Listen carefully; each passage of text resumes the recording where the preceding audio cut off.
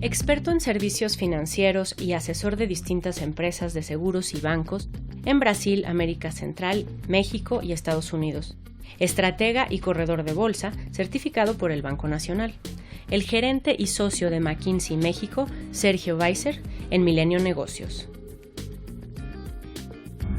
Muy buenas noches, bienvenidos a Milenio Negocios Televisión. Y como ustedes vieron, hoy tenemos de invitado a Sergio Weiser, que es el socio gerente de McKinsey. Ellos acaban de hacer una investigación muy profunda. Ya tienen hace muchos años haciendo investigaciones sobre género y sobre mujeres en la consultora, pero me llamó la atención porque ahora está con más timing que nunca, con toda esta cuestión de las mujeres alzando la voz, sobre todo en Estados Unidos, el hashtag MeToo, no sé si le voy a llamar esta revolución, pero este movimiento femenino hacia levantar la mano y decir, a mí también me pasó algo. Me gustaría saber si dentro de este estudio, que ustedes llevan 12 años haciéndolo de manera consecutiva, ¿hay algo de esa evolución que podamos ver en México? ¿Cómo está esa situación en México? Hola, bueno, muchas gracias por tenernos aquí hoy y para discutir este tema tan importante. La verdad es que hemos, en los últimos 12 años, como bien mencionas, hecho múltiples estudios. Cada estudio tiene un ángulo distinto.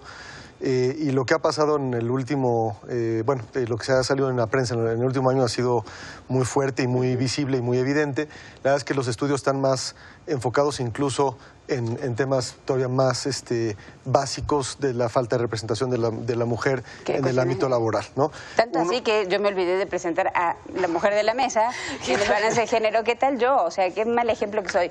Regina Reyes Heroles, como siempre, que es nuestra columnista de finanzas personales, que es mujer, como podrán ver, y que yo me olvidé. Sigamos, Sergio.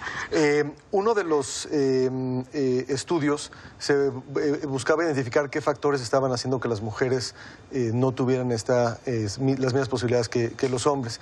Y se hizo a nivel global y de los, de los 95 países donde se hizo este estudio, en 40 claramente había un problema de desigualdad. En algunos casos los elementos de desigualdad estaban muy específicos, déjame llamar, en el ámbito profesional o laboral, pero hay algunos otros países que pues nos podemos imaginar que tienen algún reto o rezago incluso en los temas más básicos, como pudiera ser protección legal, como pudiera ser representación en el gobierno, claro, o en muchos otros lugares. Entonces hay un rezago económico, las mujeres cargan con el 75% del trabajo no remunerado. ¿El trabajo en la casa? El trabajo en la casa, que es trabajo que típicamente se le puede poner un precio, se le puede poner un valor. Las mujeres cargan con el 75%. Entonces, respondiendo a tu pregunta en concreto, no hay algo digamos, sí se menciona el tema de agresión sexual en algunos de estos estudios, el tema de agresión, acoso, 240,000 mujeres que han sido acosadas en ese estudio, en ese periodo, son un reto, pero la mayor parte del estudio estaba más enfocado en la igualdad de género. En la igualdad de género. Que de hecho en la parte laboral a mí me llamó la atención, ¿no? Porque en México 39% de la fuerza laboral somos mujeres, el resto son hombres, o sea, es una representación menor a ese 50-50 de la realidad, ¿no? Y ahí quiero saber cómo estamos en comparación con otros países y por qué estamos ahí. México no está donde debería de estar. México, igual que los otros países, partimos del mismo punto, que es 50%, números más, números menos, de la población. Y si lo empezamos a medir, que fue uno de los estudios de los 12, empezamos a hacer el cono, ahí es donde empezamos a ver que empieza a haber un problema. Primero que nada, el número de mujeres que entra a la fuerza laboral ya es significativamente menor. Y eso no es por un tema necesariamente de menores estudios. Por decir algo, en México hay 1 millón de mujeres que podríamos incorporar a la fuerza laboral, 75% de ellas al menos con un grado de licenciatura. Entonces, ¿qué pasa? La primera palanca que tenemos que atender es cómo meter más mujeres al ámbito laboral.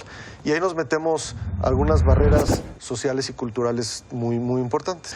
Pero cuando vemos el tema cultural, está el síndrome que en inglés llaman el double burden, que es de alguna forma la carga doble. Y la carga doble, que es que la mujer es vista como la que está obligada. Si trabaja, qué bueno, pero independientemente de eso, tiene que cargar con la obligación de la responsabilidad del hogar. Esto es un tema que si tú le preguntas a las mujeres o a los hombres, 2/3 partes, casi 3/4 partes, dependiendo de en qué país lo preguntes, es algo que es visto, es muy femenino. En el caso de México, hay un índice que es el Gender Parity Index, que de alguna manera mide pues cómo está el tema de equidad o inequidad con hombres y mujeres. El 1 sería equidad total, que no existe desgraciadamente, y el 0 sería inequidad total.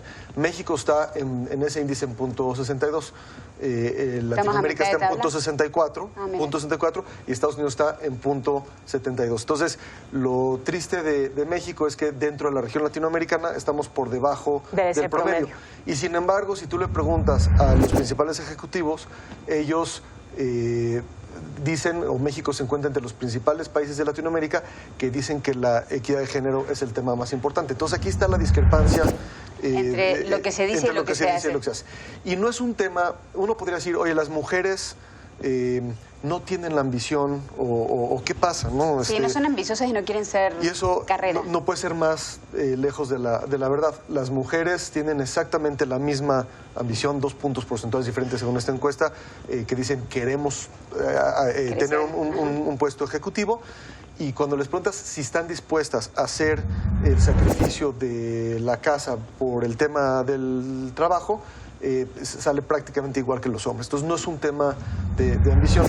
Pero a la hora que le preguntan si en su futuro se ven ocupando esa C-suite, ahí sí baja el porcentaje, ¿no? ¿Y por qué no tienes ejemplos? Porque no tienes ejemplos, no sucede. Entonces no lo vemos como algo posible, lo queremos, estamos dispuestos, todo, pero... Eso es muy fundamentado, es totalmente real. Si nosotros vemos ese número que hablabas tú, el 37%, claro, cuando nos vamos pasando por, entró a la fuerza laboral, fue gerente senior y está en el C-suite, digamos, en el N-1, como le llamamos, en México es el 5% de las mujeres que ocupan eso. Y eso, si nos vamos a consejos, es todavía peor. El consejo es una mujer de cada 2 consejos, digamos, de 10 personas por consejo, es una mujer. En Estados Unidos, digamos que es nuestro vecino más cercano, una cultura anglosajona, si quieres, muy distinta, ese número es prácticamente 5 veces mayor. Entonces, sí, sin duda, en México tenemos este reto. Y hay un tema que no es menor, que el hecho de que tenemos ovario y útero sí importa, parece, porque trabajos de hijos termina siendo una disyuntiva que pesa mucho a la hora del trabajo, ¿no? Como decía un poco recién Regina, nos toca cargar con esa parte. Y no solamente en México, justamente leía un documento de Dinamarca, que uno podría pensar que los países nórdicos la equidad está mucho más avanzada, donde habían hecho el cálculo de que las mujeres que tenían hijos perdían un 20% de su ingreso. Los hombres no, a pesar de que eran padres también, ¿no? de los mismos hijos. ¿Cómo está el balance de familia y trabajo? Y si sigue siendo uno de los temas, uno de los cuellos de botella o de los espacios donde no se permite crecer un poco más. ¿Cuánto pesa la casa, los hijos, a la hora de tu siguiente crecimiento laboral? Yo creo que es un reto todo importante, mucho por prejuicios o por pensar que si tenemos, hablamos hace rato de si las mujeres entre 35 y 40 años a lo mejor dejan de trabajar o estamos preocupados por hacer una oferta en ese rango de edad cuando están en su edad más productiva, sí, claro, ¿no? En todo sentido. Sí, laboral y entonces, personal. Si vamos a las empresas, lo que encontramos mucho en México es que hay muchas políticas que en los últimos años las empresas han adoptado, han empezado a poner, pero cuando vemos la realidad de lo que está escrito, empieza a haber una brecha. O sea, políticas de equidad de género o de, no sé, contratación igualitaria. O como sea. Te voy a poner un ejemplo. Temas de maternidad, ¿no? Flex time. El flex time. Y eso, pues para los hombres a veces no es acompañado o no es parejo. El hombre a lo mejor tiene pues la mitad de tiempo, en algunas empresas ni siquiera tiene tiempo. El tiempo. Entonces, esas políticas empiezan a mejorar en los últimos años en algunas de las empresas en México, pero realmente todavía no necesariamente se están cumpliendo. Un elemento que yo creo que es muy importante dentro de esto tiene que ver con cómo nosotros conceptualizamos el poder mover la aguja para que las mujeres tengan un mayor éxito en el ámbito laboral. Déjenme, les presento rápidamente una idea. Es el tema del sponsorship y el mentorship. Y son 2 palabras que se han usado mucho cuando hablamos de estos temas. El tema del mentorship es la persona que se involucra, el sponsorship es el que se compromete. El mentorship es el que dice, mira, yo me voy a sentar contigo y te voy a dar algunos consejos de cómo hacer tu carrera, pero el sponsor, además de hacer eso, pone su capital político en la línea y dice, yo quiero recomendar a esta persona, yo le voy a crear esta oportunidad a esta persona. Entonces, hay una diferencia importante entre el sponsorship y el mentorship. Y lo que hemos encontrado es que las mujeres están sponsoreadas en una encuesta que hicimos casi 46% menos que los hombres. Y hay veces que, porque o les da pena preguntarlo, a veces hay que establecer, yo quiero tener una relación contigo de sponsor o no, o qué soy yo. Si yo te reporto a ti o tú a mí, ¿qué relación tengo yo contigo? Eres mi jefa, mi mentora, mi coach. Entonces no se da esa charla. Y lo que hemos visto es que las mujeres que sí están sponsoreadas, aumenta de forma importante el tiempo que se retienen en la empresa, aumenta de forma importante las que están dispuestas a regresar después del embarazo, claro. Y de alguna manera las promociones también aumentan de forma importante. Entonces, eso es un elemento que creemos que no se hace de forma clara. Esto también requiere que a los ejecutivos y que la cúpula empresarial tengan la conciencia. A veces dicen, ok, sí queremos más equidad de género, pero de alguna manera se queda en un dicho. Y lo que estamos nosotros planteando es cómo podemos traducir eso en acciones concretas. Desde poner una meta hasta generar conciencia, hablar de los temas, ayudar a que los hombres y las mujeres, porque no solo es para los hombres, hemos encontrado que a veces las mujeres con las mujeres son más duras.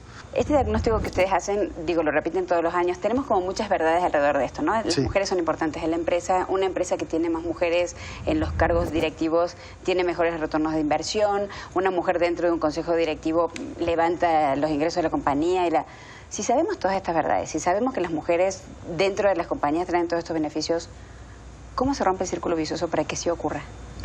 El primer punto de lo que hemos visto es entender que esto no va a suceder de un año al otro. Estamos batallando un problema a lo mejor de décadas.